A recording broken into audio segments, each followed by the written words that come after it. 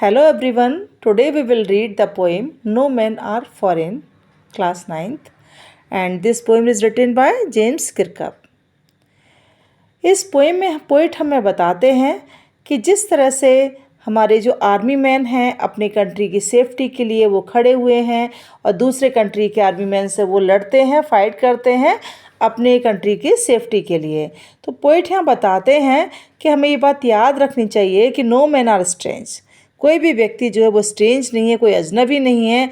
No countries foreign, कोई भी countries foreign नहीं है। बेनिथ ऑल यूनिफॉर्म्स, ये जो आर्मी मैन हैं, ये जो यूनिफॉर्म्स पहनते हैं, इन सब के अंदर एक सिंगल बॉडी है, एक ह्यूमन बीइंग है, बीस जो कि सांस लेता है। हमारी तरह ही सब सांस लेते हैं। लाइक आर्ट्स, हमारी तरह ही ये जो लैंड है इस पर जो हमारे ब्रदर्स चलते हैं, यानी अदर कंट्रीज़ के जो पीपल हैं, जो आर्मी मैन हैं, यानी कि वैसे वो हमारे एनिमी है लेकिन वो हमारे भाई जैसे हैं और वो इस अर्थ पर हमारी तरह ही चलते हैं जिस अर्थ पर हम रहते हैं।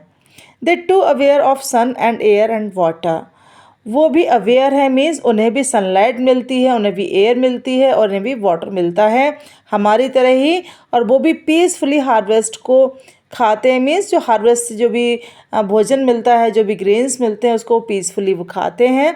By words long winter starve, और विंटर्स का जो लॉन्ग सीज़न है उसकी वजह से, मे बी स्नो की वजह से, मे बी फॉग की वजह से जो है वो जो क्रॉप्स वो डिस्ट्रॉय हो जाती हैं, तो वो भी हमारी तरह ही भूख से मरते हैं।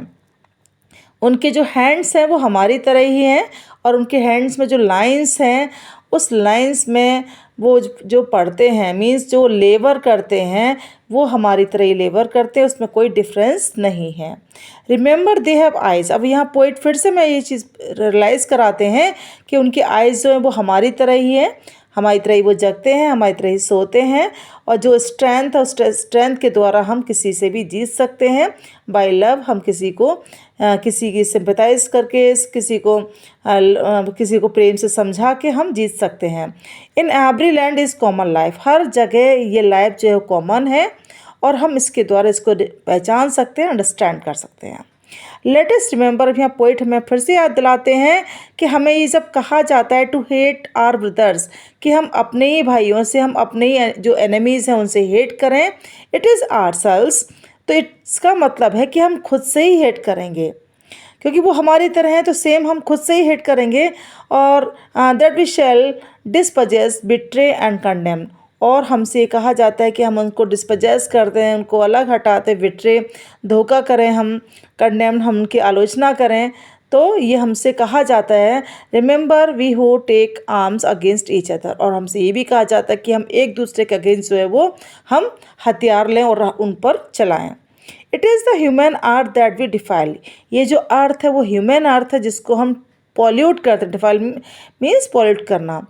Are hells of fire and dust outrage the innocence, ये जो हम कर रहे हैं कि भाई एक दूसरे से लड़ रहे हैं, फायर आर्म्स वगैरह हम यूज़ कर रहे हैं, अपनी ही अर्थ को पॉल्यूट कर रहे हैं, और हम जो इनोसेंट पीपल हैं उनके लिए हम आउटरीच कर रहे हैं, गुस्सा कर रहे हैं।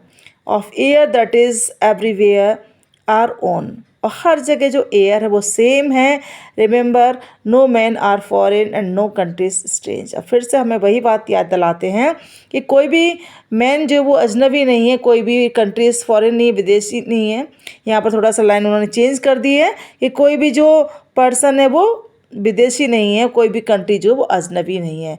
तो हम सबको मिलकर रहना चाहिए, ये पोइट हमें ये मैसेज देते हैं। Thank you everyone.